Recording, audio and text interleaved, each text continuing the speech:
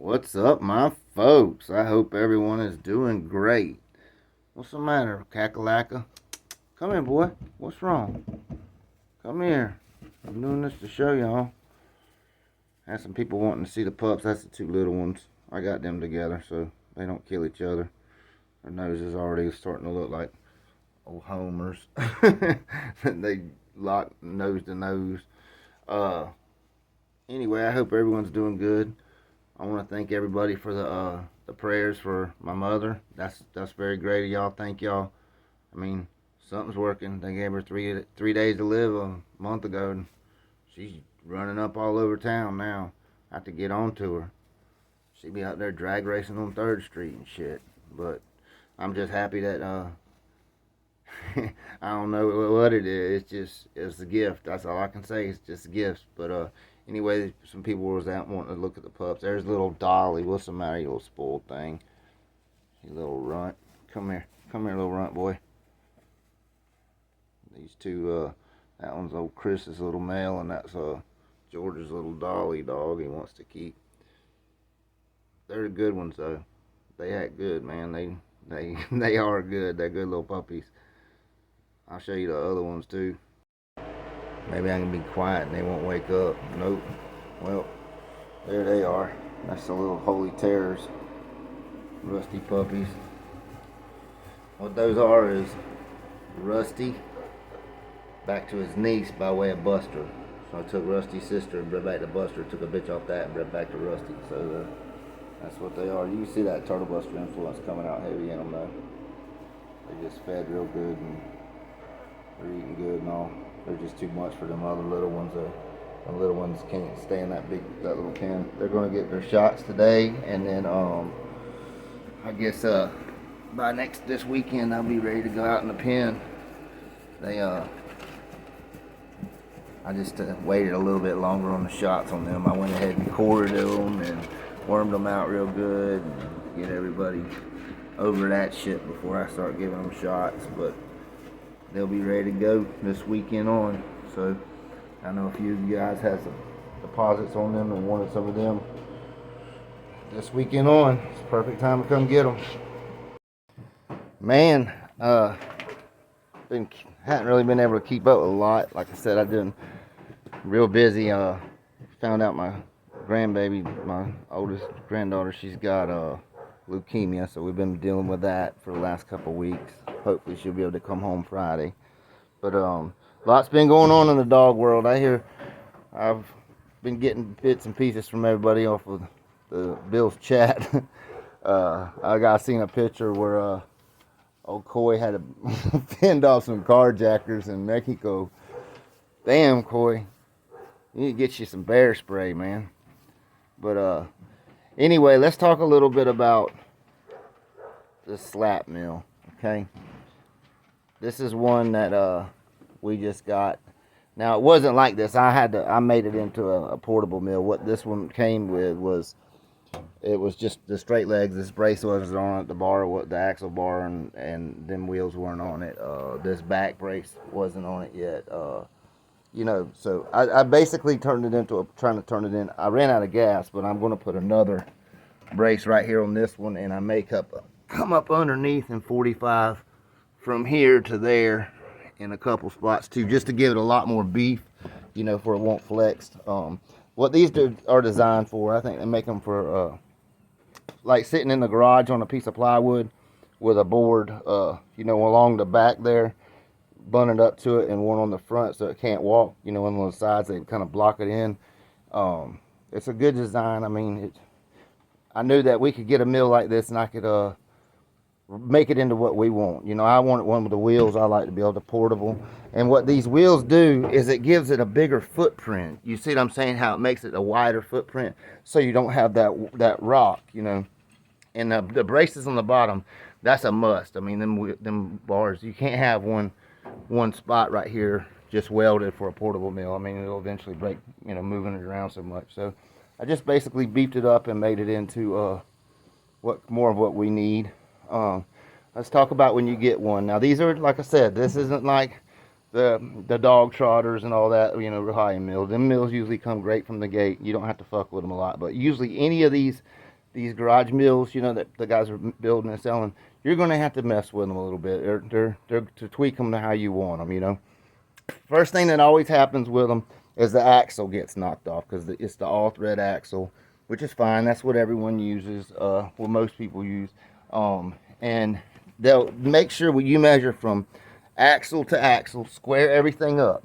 Now, on this mill here, this particular one, and I hope the builder can hear me without thinking I'm criticizing him or giving him, but what, like, the design idea is good,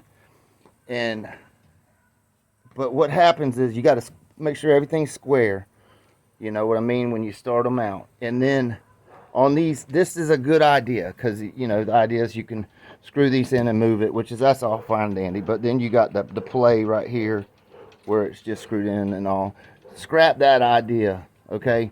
Because first of all, you're gonna have to cut each one. You can't have to make that line up. You see what I'm saying, the difference? And so this one's gonna be further back by 3/4 of an inch than this one, so it's crooked, you know what I'm saying? Plus it's got play in it and all. It's a good idea, but just scrap that, take the bolts off, weld that same thing together, make it flush, and then weld this son of a bitch a third way back. It don't have to be movable. I mean, once you put it on there strong, a third way back. And then when you mount your pins right here, put them on the bottom, not the top, up like that.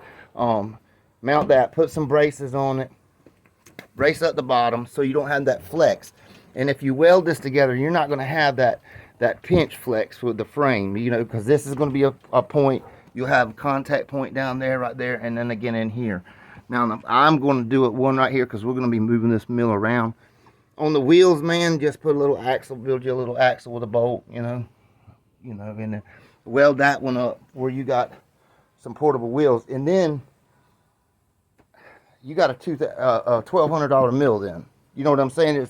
It'd be a good sturdy mill that'll last. I mean, everything else, the hubs are good. It's very smooth. I mean, it runs good. Now, I had to square it up in transport.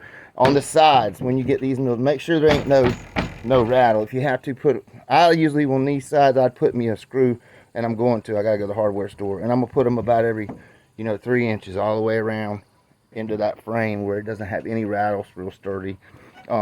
Now, after you get the belt sealed, squared up, you can tune the belt. A lot of times, and it's not anybody in particular, damn near every mill I've ever seen with a belt like that, you're gonna have issues where you got to tune it, unless they tune it. Like I said, it's a real high-end mill, but most of your garage mills, you're gonna have to tune the belt.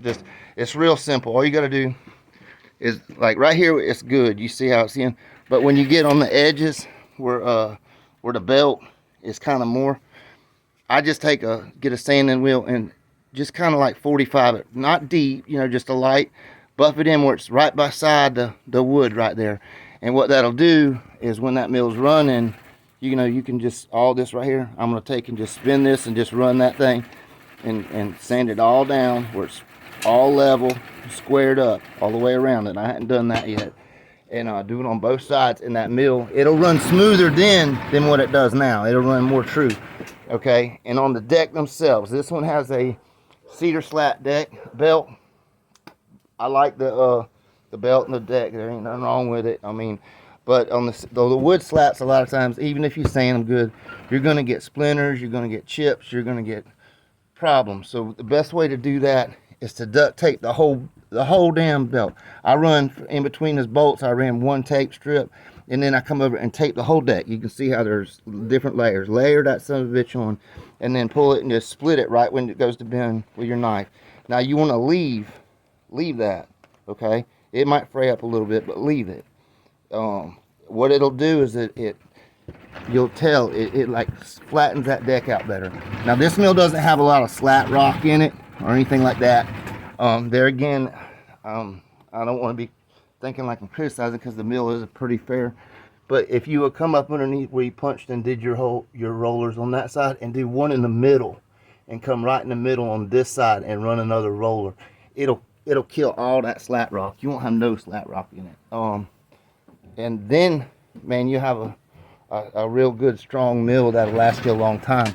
But that's all I'm doing to it. I mean, he was kind enough to bring it here, for affordable fee, and just looking at it online, I could tell I could to build it up. But like I said, if this is going to go in your garage and set it up, you know, just square it up and all, you'd be good to go. But like I said, on this top, just a tip, line these up, cut them identical, the lengths identical. And when you square it up, you know, square everything up identical. And then this idea would be fine, but I would weld. I would still make this go down where it's flush. And I would weld your this part to it, where it doesn't have any rock or it can't move. You know what I mean, when it's mounted on there. And that's a pretty good design, pretty cool design. So, but all in all, it's not, I mean, for a garage mill, it's good for the money. I mean, there's a lot of parts on it. It costs money to make this shit. I mean, he's got it where it's affordable enough. I mean, we got the mill here for, it's $9.25 for the way it was. I think he would do better and to charge $12 and to beef them up a little bit, put some wheels on it and do that. Then it would be a really good, strong, sturdy $1,200 mill that doesn't have to sit, you know, and stationary, could be moved, you know. But anyway, like I said, I'm not trying to criticize because I knew what it was when we got it, really. But it's a good running mill. It runs a lot smoother than a lot of them I've seen. So, and once I tune that belt, it's going to be real nice. It's not too smooth, you know. This is a super big mill. This mill is 6 foot tall. So, you know what I mean? And it's wide. It's wide. It's a big ass mill. I mean, most of the mills that are this size, the deluxe ones, are way expensive. You know what I mean? So there's so much. Most of your mills, the whole track it, but like inside of his bolt line, you know, and they're much shorter. Right? And it spins easy enough where a 30-pound dog can turn this thing easy, you know, real easy, you know. So I get it's not really bad. And he's got the PVC belt. It doesn't have it's got a good PVC belt on it. So yeah, it's pretty cool. It's not real loud. It's slap mill are all kind of fucking loud when they get going. But you know, when I put bullet on it, I just had it out in the yard and I could tell right away. I mean, his ass was bucking and jerking, and the wheels, the legs were actually flexing and shit. So I knew, you know, for my situation, I had to beef it up some. For, you know, a normal 35, 40-pound dog, they probably wouldn't even move to some bitch. But for my big ass monsters, I knew it needed a little more. But like I said, I hope the guy can take that without criticizing him. I'm not. I just, from somebody that's built a few of these, and I didn't figure it out really until I done built about 15 of them, exactly what they needed, 20 of them, how they had to be. And one thing I learned is you got to start square. Like when I was fucking with this one, I squared everything up from the front and went back. And the back's not going to be in, but it's good enough and it tracks true, you know. Great idea, great concept. Just a little more tweaking, you know, a little more tweaking.